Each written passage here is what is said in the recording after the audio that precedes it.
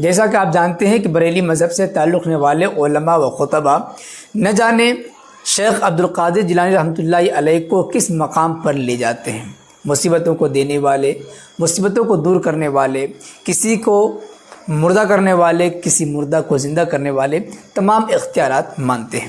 جناب امتیاز پناہوی وہابی دیوبندی، آپ بات تو ایسے کر رہے ہیں جیسے کہ آپ کا دیوبندی مذہب دودھ کا دھلا ہے۔ آپ لوگ رشید احمد گنگوہی کو غوث اعظم کہتے ہیں، کیا آپ نے لوگوں کو یہ بتایا؟ نہیں۔ آپ لوگ رشید احمد گنگوہی کو اپنا حاجت روا اور مشکل کشا سمجھتے ہیں، کیا آپ نے یہ لوگوں کو بتایا ہے؟ نہیں۔ آپ لوگوں نے رشید احمد گنگوہی کو اتنا پاورفل سمجھا ہوا ہے کہ زندہ کو مرنے نہ دیا اور مردوں کو زندہ کیا، اس اختیار کا مالک آپ رشید احمد گنگوہی کو قرار دیتے ہیں۔ یہ بات آپ نے لوگوں سے بتائی ہے؟ نہیں۔ کیوں؟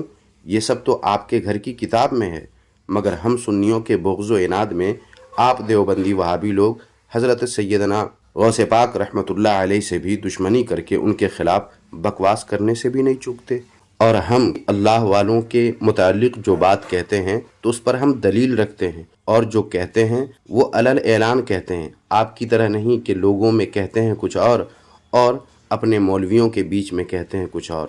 منافقت ہم سنیوں میں نہیں ہوتی، یہ منافقت دیوبندیت کی پہچان ہے۔ یہی تو وجہ ہے کہ آپ کی کتابوں میں کچھ اور ہے اور آپ لوگ کہتے کچھ اور ہیں۔ ایک ویڈیو سوشل میڈیا کے ذریعے سے ہم تک پہنچا ہے جس میں یہ دعویٰ کیا جا رہا ہے کہ بریلی مذہب کے ایک مشہور علامہ گزرے ہیں، خادم حسین رضوی، پڑوسی ملک پاکستان کے رہنے والے تھے اور تحریک لبیک یا رسول اللہ جو ایک سیاسی تحریک ہے اس کے بانی تھے۔ اسی علامہ خادم رضوی کے وفات کے متعلق ایک بیان دیا جا رہا ہے کہ مر تو گئے تھے، لوگ سمجھا کہ مر گئے، لیکن مرنے کے بعد پھر زندہ ہوئے اور کلمہ پڑھ کر کے پھر دوبارہ مر گئے۔ کیوں ایسا ہوا؟ اسی لیے کہ وہ حضرت پیران پیر شیخ عبدالقادر جیلانی رحمۃ اللہ علیہ کے مرید تھے، اور غوث پاک کا کہنا ہے کہ کوئی بھی میرا مرید توبہ کیے بغیر نہیں مر سکتا، اس لیے اس کے مرنے کے بعد بھی دوبارہ شیخ نے زندہ کیا اور پھر توبہ کر کے پھر سے دوبارہ مر گئے۔ چنانچہ آپ اس ویڈیو کو سن لیجئے، اس ویڈیو میں کیا دعویٰ کیا جا رہا ہے، کیا باتیں کہی جا رہی ہیں۔ تو یہ بات دل میں تیار ہی نہ تھا، پھر یقین آنے لگا تو پھر ایک خوشخبری ملی کہ بابا جی کی سانسیں واپس آ گئی ہیں۔ وہ سانسیں واپس نہیں آئی تھی، وہ ہوتا یوں ہے، سرکار غوث پاک رضی اللہ عنہ فرماتے ہیں جب کوئی میرا مرید اچانک چلا جائے نا تو میں اسے آتا ہوں اور دوبارہ کلمہ پڑھواتا ہوں۔ بابا جی کو توبہ کرنے کی حالت نہیں، ہمارے یقین پہ آتا ہے، لیکن مرشد اعظم سرکار غوث پاک فرماتے ہیں کہ میرا کوئی مرید بغیر توبہ کیے نہیں مرے گا، اور مہینہ بھی غوث پاک کا ہو، اور پھر سرکار غوث پاک کی محبت والا وہ قادری رضوی شعر ہو تو پھر سانسوں کو واپس آنا پڑتا ہے، پھر زندگیوں کی رمق واپس آتی ہے، پھر زندگی واپس دی جاتی ہے، لیکن وہ اس لیے نہیں بلکہ وہ مرشد پاک آ کر کے اپنا فرمان آنکھوں سے حق کر کے دکھاتے ہیں کہ دیکھ جو وعدہ ہم نے کیا تھا وہ پڑھ پڑھ کے دنیا کو بتایا کرتا تھا، آج ہم نے آنکھوں سے یہ وعدہ سچا کر دیا۔ پتہ نہیں کیوں حضرت سیدنا غوث پاک رحمۃ اللہ علیہ کے ذکر سے دیوبندیوں وہابیوں کو اتنی تکلیف کیوں ہوتی ہے، حالانکہ دیوبندیوں کے یہاں اس سے بھی عجیب اور ناقابل یقین باتیں ان کے مولویوں کی مشہور ہوتی ہیں اور کتابوں میں لکھی ہوئی ہوتی ہیں۔ مثلا اشرف السوانح کا یہ حوالہ دیکھیں، اس میں اشرف علی تھانوی کے دادا جو ڈاکوؤں سے لڑتے ہوئے مارے گئے ان کے متعلق ایک واقعہ لکھا ہوا ہے، جیسا کہ آپ پڑھ سکتے ہیں، جس کا خلاصہ یہ ہے کہ وہ مرنے کے بعد رات میں زندہ لوگوں کی طرح آ گئے اور گھر والوں کو مٹھائی لا کر دی۔ اب وہ مٹھائی انہوں نے کہاں سے لائی یہ تو کوئی دیوبندی ہی بہتر بتا سکتے ہیں، میں کچھ کہوں گا نہیں۔ پھر اسی طرح روز آنے کی بھی بات کی، اس شرط کے ساتھ کہ کسی کو بتانا نہیں، لیکن گھر والوں نے بتا دیا اور وہ نہیں آئے۔ اس کا مطلب یہ ہوا کہ اگر گھر والے کسی سے ظاہر نہیں کرتے، بتاتے نہیں، تو وہ روز آتے جاتے۔ یہ پاور اشرف علی تھانوی کے دادا میں کیسے آیا کہ روز آتے جاتے رہتے اور مٹھائی بھی کھلاتے رہتے؟ سامعین، کیا وہ واقعہ جو خطیب صاحب نے بیان کیا اس واقعے سے زیادہ عجیب ہے؟ بالکل نہیں۔ حالانکہ میں ان کے اس بیان کو عقیدت مندانہ گفتگو پر محمول کرتا ہوں، اور بابا خادم حسین رحمۃ اللہ علیہ کے ساتھ ایسا کچھ اگر ہوا ہے کہ پھر سے سانسیں آ گئیں اور کلمہ پڑھ کر پھر انتقال فرمایا تو اس میں کوئی عجیب بات نہیں، ایسی مثالیں کتابوں میں موجود ہیں۔ باقی اس واقعے کو حضور غوث پاک رحمتullah علیہ کے فرمان سے جوڑ کر دیکھنا یہ خطیب صاحب کی اپنی عقیدت ہے، جس کی نہ ہم تردید کرتے ہیں اور نہ ہی تائید۔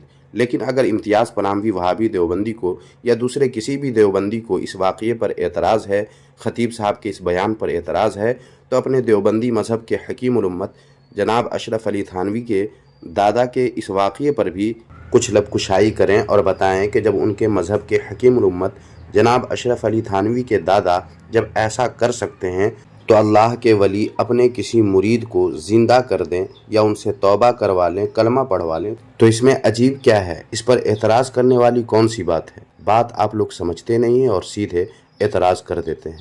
تو آپ نے سنا بابا خادم حسین رضوی مرنے کے بعد ایسا لگا کہ پھر سے سانس لینا شروع کر دیا ہے۔ یہ صاحب کہہ رہے ہیں کہ سانس لینا شروع نہیں کیا، اصل بات یہ ہے کہ غوث پاک کا فرمان ہے کہ کوئی بھی میرا مرید اچانک نہیں مر سکتا، توبہ کیے بغیر نہیں مر سکتا۔ اس لیے چونکہ وہ اچانک مر گئے تھے، پیر صاحب تشریف لائے، توبہ کرا کر کے پھر سے مردہ کر دیا۔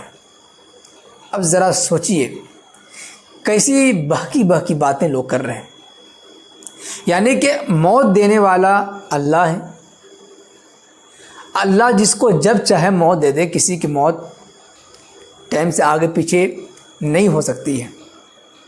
لیکن یہ کہہ رہے ہیں کہ بابا جی کے مرنے کے بعد پیر صاحب نے وعدہ کر رکھا ہے کہ کوئی بھی مرید بغیر توبہ کے نہیں مرے گا، تو اچانک مر گئے تھے، اس لیے پیر صاحب آئے اور اپنے مرید کو زندہ کر کے کلمہ پڑھوایا، پھر سے دوبارہ موت ہو گئی۔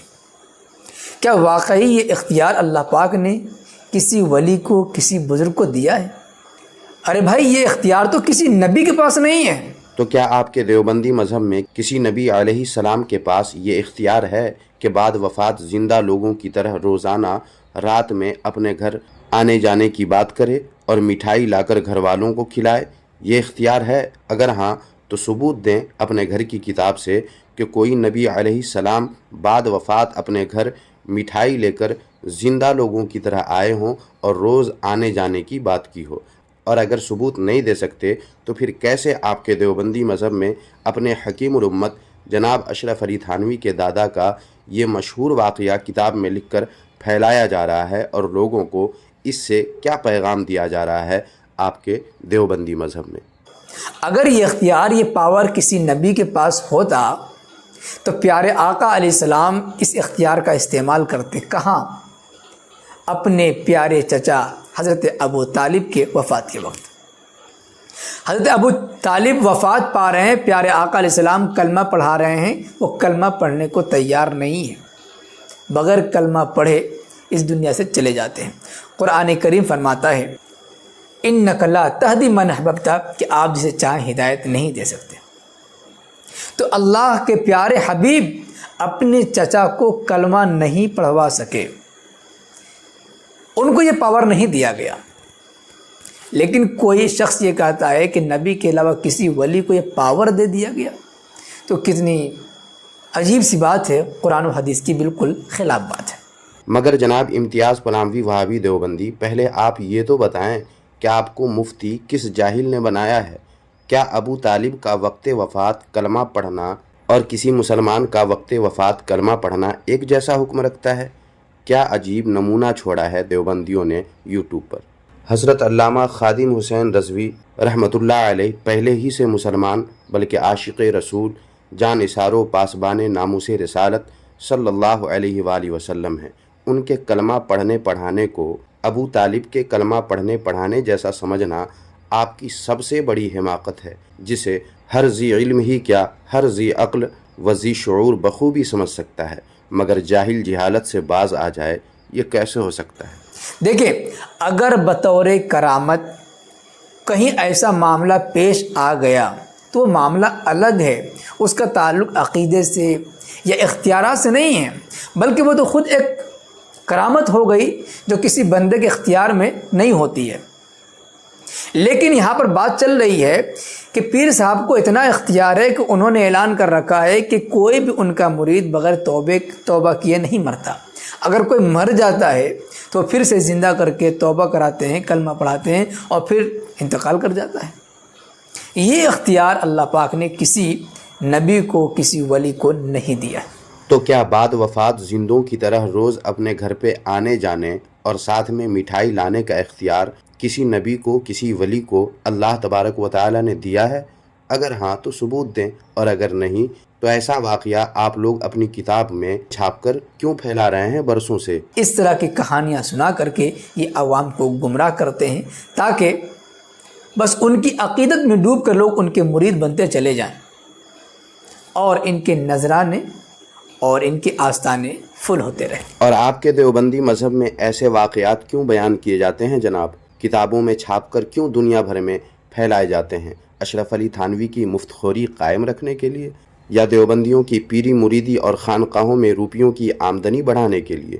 اور یہ تو ایک مردے کی بات میں نے کی ہے، ایسے اور بھی مردے ہیں جن کو پیش کرنا تھا، مگر طبیعت کی علالت کی وجہ سے بس آپ کی جہالت و حماقت ظاہر کر کے چھوڑ دے رہا ہوں۔ باقی آئندہ اگر ضرورت پڑی تو ان سب کو بھی انشاءاللہ پیش کر دوں گا۔ تو سامعین، آج کی اس ویڈیو میں بس اتنا ہی۔ آج کی یہ ویڈیو آپ کو کیسی لگی کمنٹ باکس میں ہمیں ضرور بتائیں، اور ویڈیو کو لائک کر کے شیئر بھی ضرور کر دیں تاکہ امتیاز پناہی وہابی دیوبندی کی مکاری اور جہالت و حماقت سے لوگ خوب اچھی طرح واقف ہو سکیں۔ جزاک اللہ خیرہ۔